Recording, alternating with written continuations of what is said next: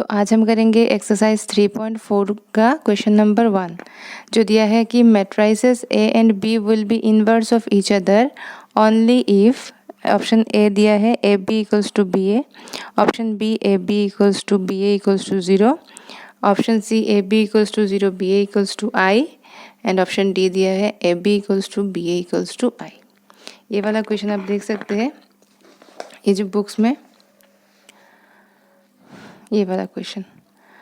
तो उससे पहले मैंने एक वीडियो बनाया था, कल एक वीडियो मैंने अपलोड किया था, उसमें मैंने पूरा एक्सप्लेन किया था कि कैसे एक मैट्रिक्स का इन्वर्स हम मतलब डिफाइन कर सकते हैं।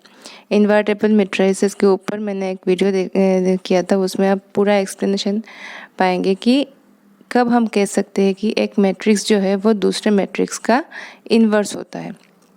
जैसे कि इन जनरल अगर मैं आपको बोलूँ कि सपोज़, हाँ देखो कि एक नंबर है सपोज़ हम लोगों का 4, तो 4 के साथ क्या मल्टीप्लाई करूँ कि हमारा 1 आ जाए आंसर, ठीक है। तो वो होता है 1/4।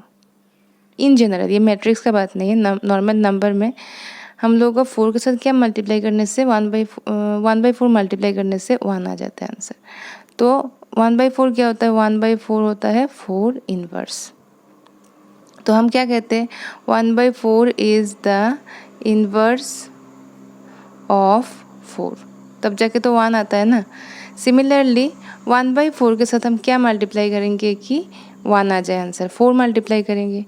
तो 4 जब मल्टीप्लाई करेंगे तब हम क्या कह सकते हैं कि 4 इज़ द इनवर्स ऑफ 1/4, मतलब वाइस वर्सा, ठीक है, कि 4 का इन्वर्स है 1/4 और 1/4 का इन्वर्स है 4।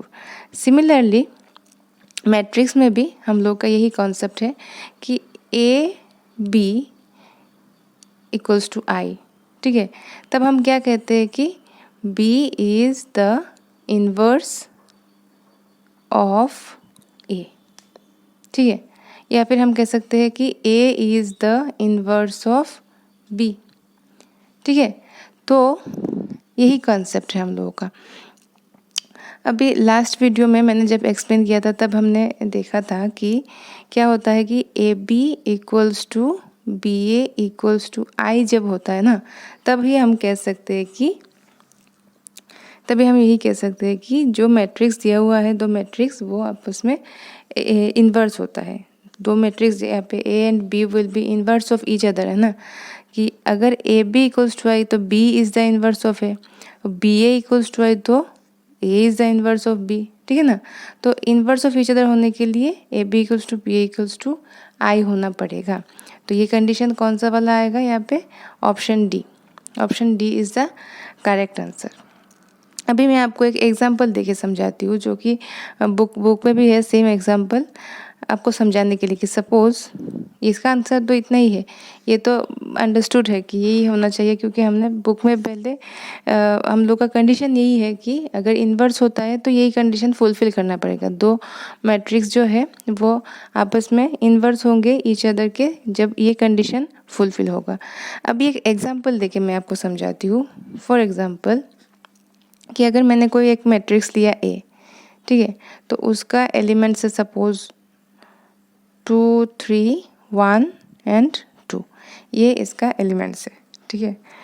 और एक मैट्रिक्स ले लिया मैंने सपोज़ बी, जिसका एलिमेंट्स क्या है?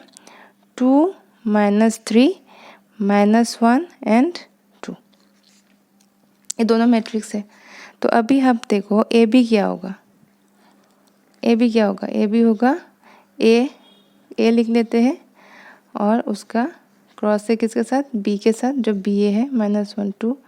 तो ये क्या हो जाएगा? ऑलवेज क्या होता है? Row into column, 2 × 2 is 4 plus 3 × -1 is -3, ठीक है।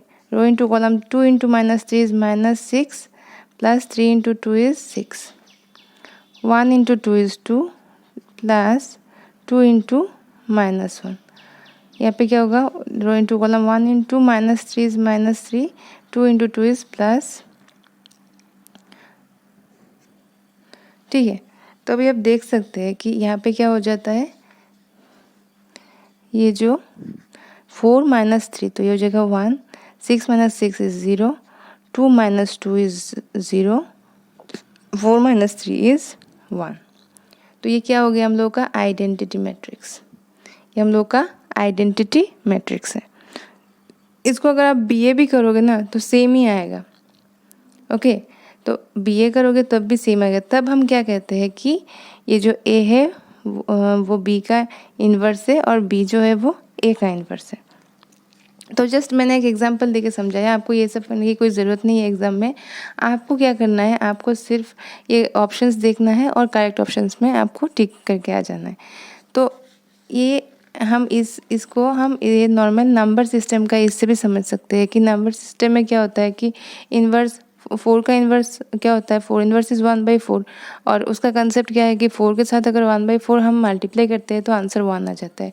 पर मैट्रिक्स में हम लोगों का 1 नहीं होता, वो आइडेंटिटी मैट्रिक्स होता है। जो अगर ऑर्डर ऑफ मैट्रिक्स इज़ 2 तो 1 0 0 1, तो अगर 3 होता तो 1 0 0 0 1 0 0 0 1 ऐसा कुछ होता। तो उस हिसाब से हम लोगों का आइडेंटिटी मैट्रिक्स होता है मैट्रिक्स में, और नंबर में तो 1 होता है। तो तब हम क्या करते हैं, नंबर में जब तो 4 होगा 1/4 का इन्वर्स और 1/4 होगा 4 का इन्वर्स, क्योंकि दोनों को मल्टीप्लाई करने से आई होता है। सिमिलर कंसेप्ट इसमें भी है कि जब हम लोगों का ए बी इक्वल्स टू, ठीक है, A B equals to I होगा या फिर B A equals to I होगा, तो A B equals to B A होगा, तब भी हम कह सकते हैं कि ये जो है हम लोगों का इन्वर्स मैट्रिक्स है। तो यहाँ पे और एक चीज़ हम देख लेते हैं कि बी ए को निकाल देते। बी ए क्या होगा, देखो, row into column, row into column. तो 2 into 2 is 4 plus row into column 3 minus 3 into 1 is -3, ठीक है। Row into column 2 into 3 is 6 minus 2 into -3 is 6। Row into column -1 into 2 is -2 plus 2 into 1 is 2। Row into column -1 into 3 is -3, 2 into 2 is +4, ठीक है ना। तो यहाँ पे 4 minus 3 is 1, 6 minus 6 is 0, 2 minus 2 is 0, 4 minus 3 is 1। तो ये B ए भी आ गया, क्या हम लोगों का आई आ गया। तो इस कंडीशन में अब देखो कि A B equals to B A equals to I हो गया हम लोग का। तो तब हम क्या कह सकते हैं कि ए बी जो है वो वो बी ए के इक्वल है। इस वाला जो हम लोग का ऑप्शन है ये फुलफिल हो रहा है, A B equals to B A equals to Y. तब हम क्या कहते हैं, तभी हम कहते हैं कि B is the inverse of A या फिर A is the inverse of B, दोनों का।